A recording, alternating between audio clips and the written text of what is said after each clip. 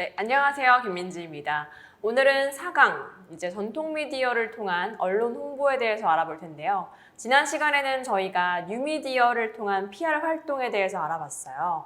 아무래도 요즘은 많은 분들이 뉴미디어를 통해서 정보를 얻다 보니까 뉴미디어를 먼저 한번 짚어봤고요. 오늘부터 4강, 그리고 다음 시간 5강 이렇게 두 번의 회차에서는 우리가 잘 알고 있는 기존의 언론, 방송사, 이런 전통 미디어를 통한 PR 활동에 대해서 알아보도록 하겠습니다.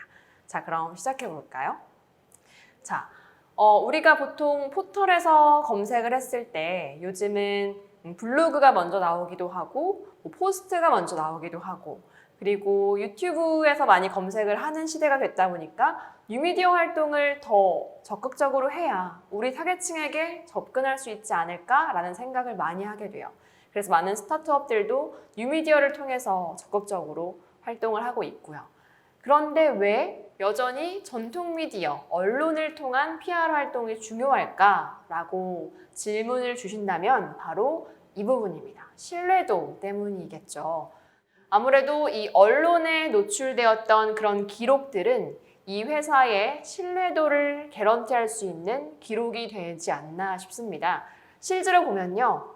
많은 스타트업들이 아직 시장에 출시되지 않은 기술, 그리고 조금 어렵게 느껴지는 그런 IT 관련된 기술이 접목된 서비스에 대해서 이게 되겠어? 하는 단계일 때가 많죠. 그런 단계일 때도 불구하고 우리가 잘 아는 언론사에서 이 회사를 소개했던 기록들이 있으면 그만큼 이 회사는 믿을 수 있는 회사구나. 그리고 이 서비스도 아직 출시가 안 됐다고 하더라도 계속해서 개발이 이루어지고 있고 관련 기관들과도 협업을 하고 있는 걸 보니 곧 구현이 되겠구나. 좋은 성과가 날 수 있겠구나. 라는 것을 어느 정도 신뢰를 할 수 있게 되는 것과 비슷합니다. 그래서 메디블록이라는 스타트업도 기존의 시장에서 아직 구현되지 않은 서비스를 개발하는 단계에서부터 많은 언론사들과 이렇게 PR 활동을 하면서 실제로 검색했을 때 우리가 잘 아는 언론사들에서 다뤄졌던 것을 볼 수가 있고요. 그리고 다음 사례의 경우에는 제가 이제 함께 PR 활동을 했던 스타트업의 사례인데요. 이 회사의 경우에는 실제로 서비스가 시장에 아직 나오기 전 혹은 나왔지만 B2B만 하고 있던 단계여서 법인들만 상대로 했던 단계에서 B2C로 나아가는 그런 단계에서 검색을 했을 때 에너닷, 그 스타트업의 이름이 아무 정보도 나오지 않는다면 새로운 소비자들 입장에서는 이 회사를 믿어도 될까 하는 우려가 생길 수 있기 때문에 분명히 언론 홍보를 했을 때 이게 가져올 수 있는 효과는 신뢰감을 줄 수 있을 것이다 라는 부분에 있어서 합의가 도출이 되었었고요. 그래서 실제로 이 홈페이지 메인의 화면을 제가 캡처를 하는데 이런 식으로 머니투데이에서 이 서비스에 대해서 이렇게 소개를 했고 매일경제에서 그리고 벤처스퀘어에서 소개를 했습니다 라는 것을 직관적으로 홈페이지 첫 화면에 보여줌으로써 우리의 기술, 우리의 서비스를 신뢰해도 됩니다. 신뢰하셔도 좋습니다. 라는 메시지를 넌지시 주고 있는 거죠. 그래서 이런 신뢰감, 이런 시그널을 보내주는 효과가 있는 것이 바로 언론을 통한 PR 활동이라고 볼 수 있을 것 같아요. 그래서 요즘은 사실 많은 소비자들이 뉴스를 잘 안 보는 시대가 되었잖아요.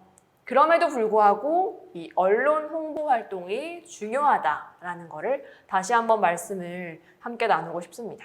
그래서 이제 포털에 우리 회사의 이름을 검색했을 때 관련된 뉴스가 창업했던 당시부터 최근까지 꾸준히 주기적으로 나오고 있다면 이 회사는 열심히 자신들의 길을 가고 있고 계속 활동을 하고 있구나 라는 그런 신뢰감이 쌓이는 거죠. 그래서 기록이라는 게 참 중요하다는 거를 우리가 다시 한번 알 수 있습니다. 그래서 어느 순간부터 뉴스가 안 나오거나 아무 소식이 들리지 않거나 하면 그만큼 우리가 얻을 수 있는 신뢰감이 약해지는 거라고 볼 수도 있을 것 같아요. 그래서 꾸준하게 또 PR 활동을 언론을 통해서 하는 것도 중요하다고 할 수 있습니다. 자, 그렇다면 우리가 언론을 통해서 우리의 소식을 알릴 때 어떻게 전해야 할까라는 부분으로 넘어갈 수 있는데요. 우리가 2강에서 살짝 살펴봤던 거를 한 번 더 살펴볼게요.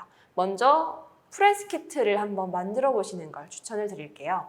자, 프레스키트라고 하면 우리 회사는 이런 회사고요. 이런 보도를 함께 해주시면 좋을 것 같아요. 이렇게 보도에 참고해주세요 라고 보낼 때 구성이 되어 있는 그런 폴더 파일이라고 보시면 좋을 것 같아요.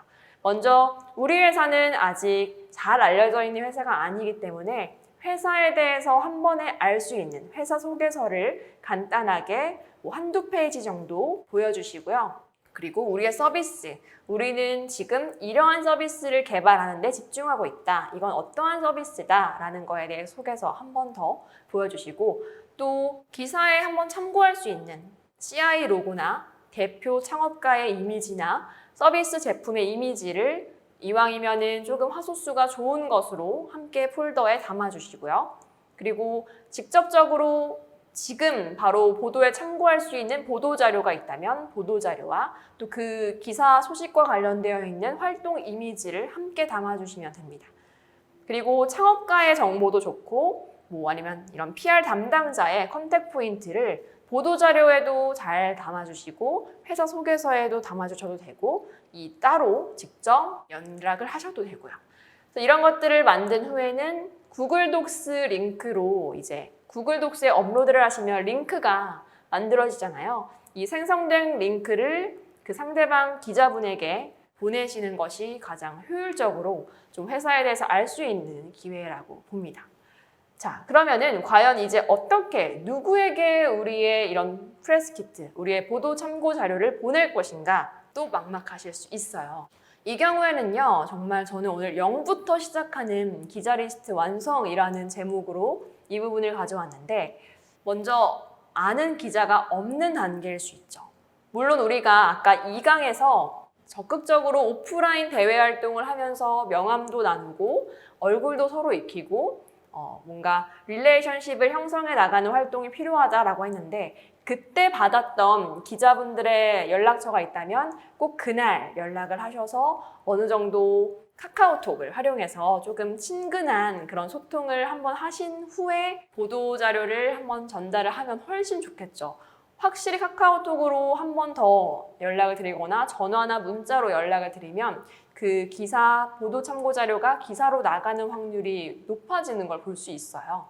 그런데 아직 그런 단계가 아니다 라고 하면 어떻게 시작해야 될까? 바로 가장 쉽게 포털에서 우리 회사가 속해 있는 분야의 뉴스를 검색을 해보시면 됩니다. 예를 들어서 만약에 우리 회사가 바이오 분야다. 그러면 바이오라고 우리 회사를 상징할 수 있는 그런 분야의 키워드를 검색하셔서 이 분야를 한번 다뤘던 기자분들을 쭉 엑셀 파일에 리스트업을 하시고 기자분의 성함과 그리고 소속 언론사 이렇게 쭉 이메일까지 정리를 하시면 돼요. 그 기사 맨 밑에 있는 바이라인에 그 기자의 이메일과 정보가 잘 나와 있기 때문에 그런 부분을 취합을 하시면 되고요. 또 중요한 것은 이제 더 쉽게 접근할 수 있는 방법이 있어요. 우리 시장에서 우리의 경쟁사가 분명히 있을 거예요. 혹은 우리와 비슷한 그런 서비스를 먼저 시도하고 있는 회사, 아니면 조금 더 훨씬 앞서가고 있는 대기업, 중견기업, 강소기업 다양하게 있을 수 있는데 그 경쟁사의 뉴스를 한번 검색을 해보세요. 그래서 이 경쟁사의 뉴스를 보도했던 이력이 있는 기자의 바이라인 정보도 취합을 하시는 거죠. 우리가 아직 스타트업인데, 이제 막 시작하는 스타트업인데 메이저 언론사에 처음부터 나오고 싶어 하는 것은 사실 욕심일 수도 있어요. 그래서 분명히 그 언론사의 분들도 취재를 하기 전에, 이 회사의 소식을 다룰지 고민하기 전에 분명히 기존에 나와 있는 뉴스를 검색해 보시곤 하거든요. 그래서 우선은 우리의 분야부터 좀 공략을 해나가는 것을 추천을 드려요. 예를 들어서 우리가 에너지 분야의 스타트업이라면 에너지 전문지를 공략을 할 수 있겠죠. 에너지 전문지라고 하면 에너지 신문, 에너지 경제신문, 에너지 데일리, 다양한 에너지 파트를 집중해서 다루고 있는 전문지들이 있거든요. 이렇게 내가 속해 있는 분야의 전문지를 잘 한번 언론 홍보를 하시면 좋고요. 실제로 메디블록의 경우에도 초반에 의학 관련된 신문, 의료정보 관련된 스타트업이기 때문에 의학 분야의 전문지를 공략을 하면서 점점 더 언론 홍보를 확장해 나간 걸 볼 수 있어요. 그리고 우리가 만약에 지역에 있는 기업이다 라고 하면 지역신문을 또 공략할 수가 있어요. 확실히 지역신문은 우리 지역에 속해 있는 중소기업이나 스타트업을 더 적극적으로 홍보해 주는데 굉장히 호의적이고 또 함께 해주려고 하는 모습을 보여주시거든요. 그래서 지역 기업이면 지역 신문을 또 활용해 보시는 것도 좋고요.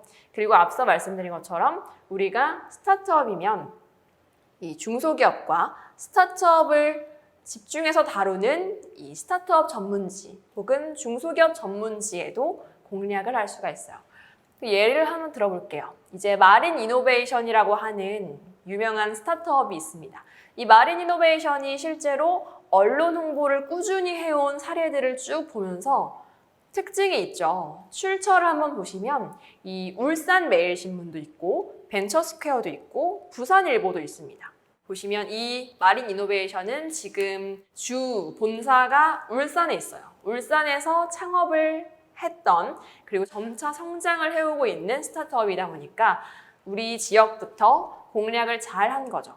그래서 우리 경남 지역의 신문사를 통해서 소식을 꾸준히 알려왔고요. 또 스타트업이다 보니까 이 스타트업의 소식을 잘 다뤄주는 벤처스퀘어에서도 이 소식을 다루어 주었습니다.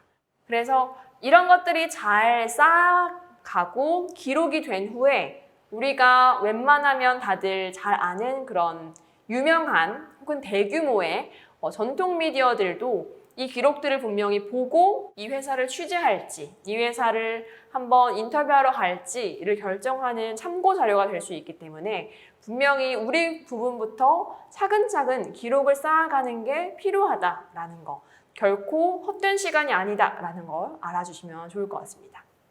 그래서 이렇게 벤처스퀘어를 보시면 많은 스타트업의 소식이 매일 올라오고 있기 때문에 우리의 소식도 여기에 시작될 수 있도록 함께 연락을 해보시면 좋을 것 같아요. 자, 만약에 보도 참고 자료를 열심히 보냈고 요청을 했는데 올라오지 않는다 라고 하면 저는 언론사에 칼럼을 기고하겠다고 제안해보는 것도 추천을 드려요. 실제로 많은 언론사에서 그 오피니언 페이지를 통해서 전문가 칼럼이나 뭔가 현장에 있는 실무자들의 칼럼을 싣고 있잖아요.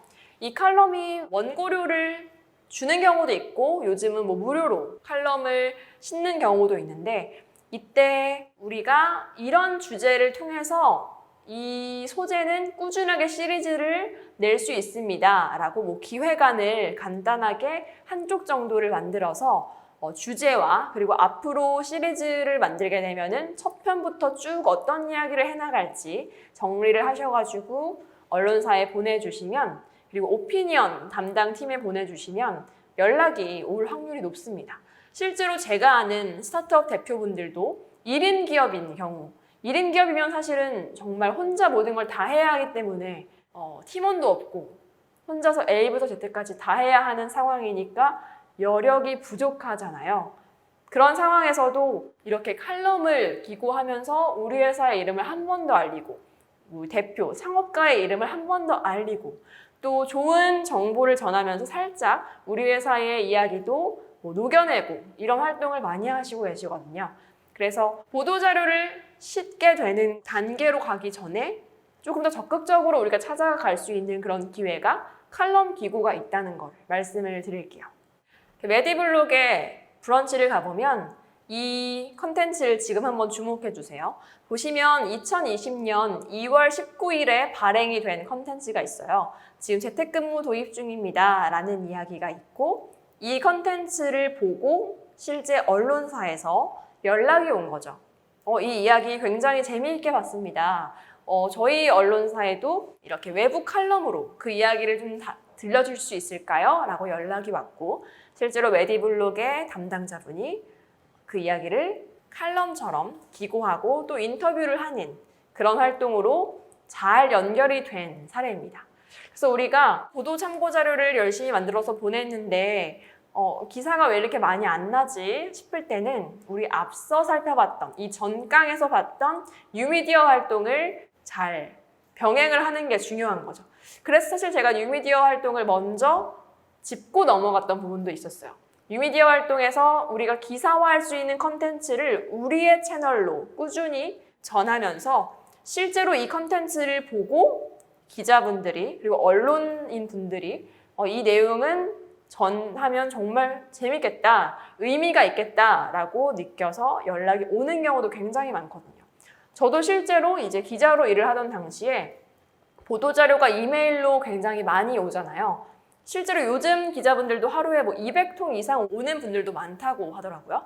저도 기자로 일할 때 메일로 오는 보도자료는 다 읽지 못했지만 굉장히 유의미한 컨텐츠를 계속해서 SNS나 페이스북이나 블로그나 많이 찾아다녔던 기억이 있어요.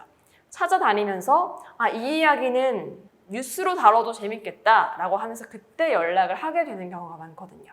그래서 꼭 보도자료만이 언론으로 가는 PR 활동이 아니라 오히려 언론을 직접 이제 기사를 내는 이런 기자분들이 이런 컨텐츠 플랫폼을 보면서 기사로 만들 수 있는 컨텐츠를 찾고 있다는 거를 아시면 지금 3강에서 살펴봤던 뉴미디어 활동도 다 이 언론을 통한 PR 활동으로 연결이 될 수 있는 겁니다. 그래서 이건 또 최근 사례인데요. 이 메디블록의 브런치를 가보면 최근에도 이렇게 업무 효율성을 높이는 5가지 방법, 재택근무자를 위한 화상회의 툴 추천, 이렇게 다양한 이야기를 들려주고 있어요. 이걸 보고 또 중앙일보에서도 최근에 이 이야기를 더 자세히 다뤄보고 싶다라고 해서 기획을 하고 메디블록을 여기에 인터뷰를 실어주는 거죠.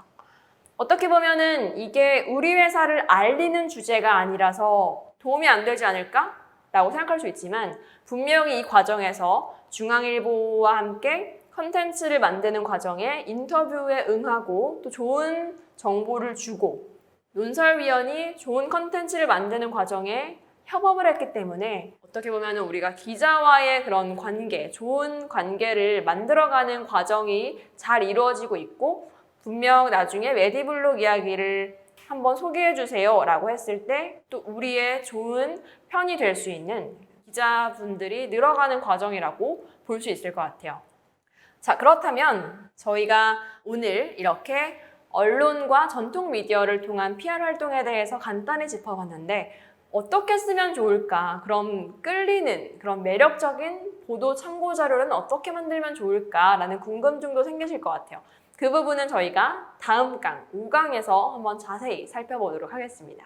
그럼 오늘 4강, 우리 언론을 통한 PR 활동 여기까지 짚어보겠습니다.